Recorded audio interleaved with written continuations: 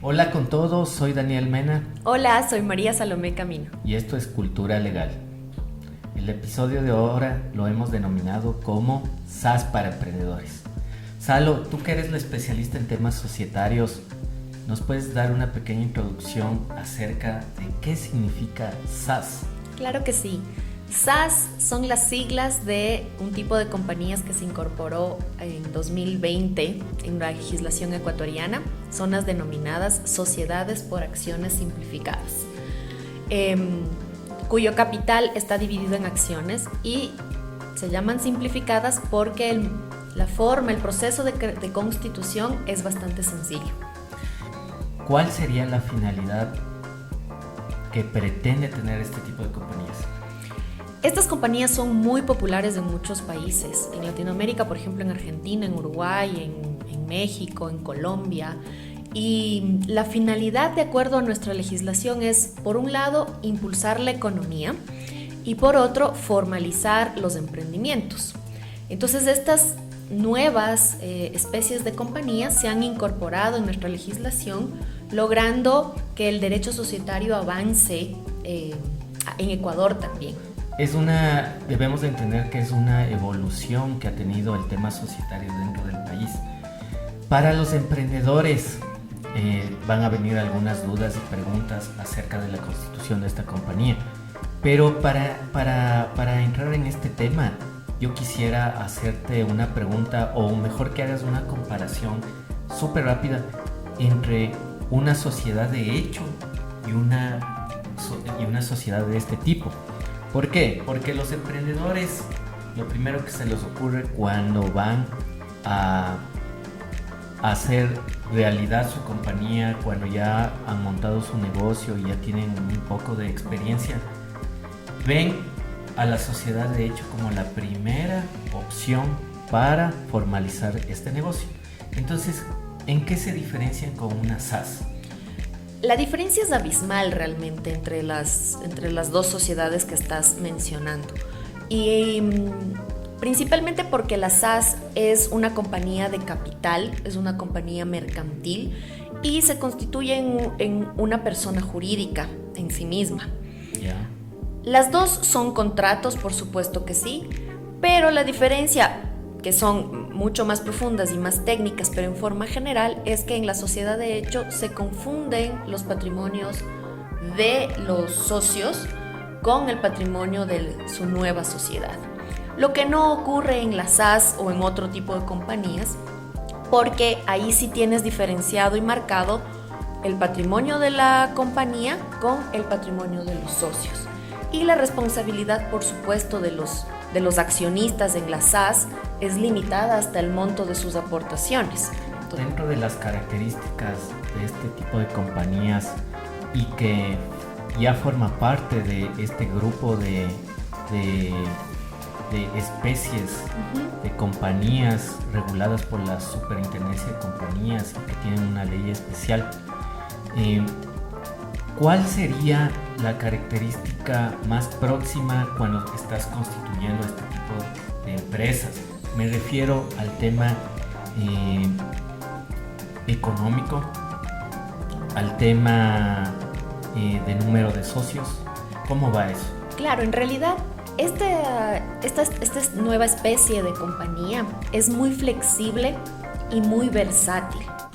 Por un lado, tenemos que se puede constituir por un acto unilateral, es decir, una persona puede constituir una SAS, o a través de un contrato asociativo con 2 o N número de accionistas. No hay un límite. Pueden ser personas naturales o pueden ser personas jurídicas quienes constituyan este tipo de compañías. Salo, esto le da una especie de dinamismo para las personas, para los emprendedores que están solos, que ya van solos en su negocio. Sí, definitivamente. Esa es una de las ventajas que tiene esta especie o tipo de compañía para poder justamente formalizar esos negocios que muchas personas lo tienen en solitario. En la parte Claro. económica a la que tú te referías, es muy importante entender que justamente la simplificación de este trámite hace que se haga a través de un, perdón la redundancia, que se constituya a través de un contrato privado. Ya. Distinto de otros tipos de compañías, como la compañía limitada o como la sociedad anónima, que debe hacerse a través de un instrumento público, es decir, una escritura celebrada ante un notario. Podemos hacerle una pequeña comparación sobre los montos para la creación de sería de la compañía anónima, de la limitada y de la SAS. Claro que sí. Las sociedades anónimas, de acuerdo a la resolución de la Superintendencia de Compañías, requieren un capital mínimo de aportación de $800. Las compañías limitadas, por su parte, el capital mínimo es $400. Respecto de las SAS, la norma no nos dice que existe un capital mínimo, Ya, ¿sí? Pero perfecto. sí nos dice que las acciones en las que se divide el capital deberán ser al menos de $1 o sus múltiplos. Perfecto. Siguiendo esta lógica, también podemos hacer esta comparación con el número de accionistas. Sí, por ejemplo, la compañía limitada necesitas entre 2 y hasta 15 socios para Ya. poder constituirte. Ajá. Y como habíamos dicho al principio, en el tema de las SAS puede ser un acto unilateral o puede ser un contrato por sí mismo de 2 o más personas. Ahora, respecto del instrumento público, antes que se me olvide, las SAS también pueden constituirse por instrumento público, es decir, una escritura, siempre que se aporte un bien Ya, perfecto. inmueble o un bien que requiera esta formalidad. Pero la regla general es que sea un contrato privado y se lo inscribe siguiendo un proceso de verificación de legalidad ante la Superintendencia de Compañías, no ante el registro mercantil del cantón donde va a funcionar, lo que también reduce los costos, por supuesto, de constitución, Claro. que es otra de sus características. Estamos súper claros que aquí el tema notarial no va. No, a menos que se aporte un bien que requiera esa formalidad. Es la excepción más bien. De acuerdo a las acciones pueden tener ciertas características especiales. Sí, qué interesante esa pregunta, porque el dinamismo y la flexibilidad de este tipo de compañías hace que se puedan clasificar o categorizar las acciones, incluso darles multiplicidad de voto, pueden ser acciones ordinarias, preferidas, privilegiadas, con pago de plazo fijo anual. Es decir, es tan interesante el modelo que se puede adaptar a cada negocio en específico y se puede ir jerarquizando cada una de las acciones y los privilegios o derechos que se le quiera otorgar a cada uno de sus miembros. ¿Esto pasa con las otras especies de compañías? No, lamentablemente no, per se, por sí mismas. Son estructuras mucho más rígidas. ¿Ya? Sin embargo, con la reforma de la misma ley de compañías, se ha logrado que se puedan hacer algunos acuerdos entre los socios o los accionistas para ir ajustando algunos términos. Sin embargo, no gozan de la misma flexibilidad que sí tienen las SAS. Perfecto. Ahora, de acuerdo al tema de las convocatorias, ¿cómo es el tema este? El tema de las convocatorias, por default, de acuerdo a lo que dice la norma, se hace a través de correo electrónico, ¿sí? Respetando unos 5 días entre la convocatoria y la celebración. Pueden incluso hacerse en forma telemática o por cualquier otro medio digital, lo cual facilita en estos días, por la transformación digital, muchísimo la reunión entre los socios. Tienen incluso algunas cosas especiales, como por ejemplo que los accionistas pueden renunciar al derecho de comparecer en la junta o pueden comparecer a través de otras personas. Entonces ese dinamismo permite justamente que no solamente los emprendedores, sino empresas pequeñas y medianas empresas puedan utilizar este modelo para poder mejorar su modelo de gobernanza, de gestión y Perfecto. y de Esto actuación. está dentro de la parte dinámica que la ley pensó al Sí. momento de crear esto. ahora que ya nos has dado una serie de características y que a la vez son ventajas, tanto para emprendedores, para personas naturales y jurídicas, ahora, ¿cuáles serían los principales desventajas? Por ejemplo, las SAS, de acuerdo a lo que dispone la norma, no podrían inscribir y cotizar en bolsa sus acciones. Ya. Es una imposibilidad que se tiene. Por otro lado, hay prohibiciones específicas de actuación en ciertos sectores, por ejemplo, en el sector financiero, en el sector de seguros, en el de mercado de valores o en alguna que otra ley que especialmente diga que tenga que funcionar algún tipo de compañía.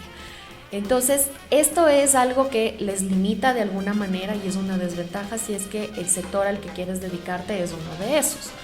Pero, por el otro lado, habría que sopesar que estas compañías, en sus actividades o en su objeto social, que es así como nosotros le denominamos, pueden realizar todo tipo de actividades siempre que sean lícitas y reales. Incluso imagínate, la ley es tan amplia en eso que dice que si es que tú no señalas el objeto social o la actividad a la que se quiere dedicar, se entenderá que puede realizar todo tipo de actividades civiles y mercantiles lícitas. Wow, entonces nos da un abanico de actividades enorme. Claro. Antes de que nos olvidemos y pasemos ya a las recomendaciones, Salo, en el tema tributario. En el tema tributario se entiende la SAS como una unidad económica y opera igual que cualquier otra compañía. Tiene obligaciones de rendición de cuentas ante el Servicio de Rentas Internas y hacer las declaraciones mensuales. La posibilidad de poder declarar porque en cero, por ejemplo, porque el negocio todavía no arranca, están llegando al punto de equilibrio, entre otras cosas, y durante 3 años la empresa declara en cero, por ejemplo. Eso no le lleva a una causal de disolución de oficio, sino que más bien la ley permite esa flexibilidad para que el emprendedor o la empresa en sí misma tenga ese rango, siempre y cuando sea nueva, esa es la condición. Perfecto. Entonces, ya hemos hablado de las ventajas, de la parte dinámica, de la naturaleza en sí, de este tipo de compañías. Ahora, para ya entenderte de una manera más amplia, ¿cómo sería, resumidamente, la parte procesal en la creación de una SAS? Claro que sí. Afortunadamente podemos hacerlo de manera electrónica, para lo cual deberán tener todos los accionistas firma electrónica, o podemos hacerlo en forma manual, suscribiendo el contrato o el acto unilateral por nosotros mismos materialmente. Lo que corresponderá es hacer una reserva de denominación de la compañía en el portal de la superintendencia, después desarrollar y suscribir sea el acto unilateral o el contrato social de la compañía. ¿Ya? Elaborar al mismo tiempo los nombramientos de quienes sean los representantes legales de la compañía, y eso con una petición se lleva a la superintendencia. Ellos hacen una verificación de legalidad, ¿no es cierto?, de todo el documento, y si es que no hay observación, proceden directamente a hacer la inscripción en el registro de sociedades. Genial. Con eso se obtiene el RUC. Si es que es a través de firma electrónica, se obtiene inmediatamente, y si es en forma manual, se obtiene llenando los formularios que te exige el Servicio de Rentas Internas, y con eso la compañía está lista para operar. Como ves, es un procedimiento bastante sencillo que pueden hacerlo directamente las personas. La superintendencia ha permitido también que se puedan obtener sus modelos de contratos o actos unilaterales que están en el portal. Sí. Ahora, me adelanto un poco en decir que de cualquier manera es importante que podamos tener un acercamiento con alguien que conozca sobre este tema. Justamente antes de eso, no te adelantes, yo te quería preguntar y que nos digas una recomendación para al momento de crear una SAS. Si bien tenemos esta facilidad de poder nosotros directamente como ciudadanos hacerlo, y que está bien porque de eso se trata, de simplificarle los trámites al ciudadano, Es importante también que de acuerdo al modelo de negocio que nosotros tengamos, podamos incorporar cláusulas especiales que nos puedan beneficiar en el futuro. Por ejemplo, incluir una cláusula compromisoria para poder resolver los conflictos a través de mediación. O, por ejemplo, incluir cláusulas de no competencia o cláusulas que tengan que ver con los privilegios que se le quiere dar a cierto tipo de acciones o especies de acciones que tenemos en nuestra compañía. Perfecto. Y eso solo lo van a poder hacer contando con la asesoría de alguien que sepa el tema. ¿Esto qué va a permitir? Va a permitir que tu compañía esté elaborada especialmente a tu modelo de negocio y funcione operativamente de manera correcta y la gestión sea mucho más sencilla y más ajustada a la realidad. Es como decimos, hacer un traje a la medida. Tal cual. Perfecto. Yo creo que quedan muchos temas sobre la mesa. Sí, o sea, hay que discutir mucho sobre este tipo de compañías, sí. Aquellas que están reguladas por la superintendencia y que tienen una normativa especial para cada una de ellas. Sí. También se debería hacer también una charla acerca de las sociedades de hecho, muy importantes y válidas también en el Ecuador. Creo que es todo por el momento. Por favor, si te interesó la charla, danos tus comentarios, dinos qué piensas acerca de las SAS, si es que estás a punto de emprender, si tienes alguna duda, también nosotros leemos los comentarios que nos dejas en la casilla de aquí abajo. Entonces, si te gusta este tipo de charlas, por favor, ayúdanos a nosotros también, dale like a este video, comparte, y creo que eso es todo por ahora. Sí. También te mantendremos al tanto de nuestros próximos episodios. Vamos a topar algunos temas de interés común. Entonces, creo que eso es todo. Sí, muchas gracias por despedimos. Escucharnos. Muchas gracias. Chao. Chao.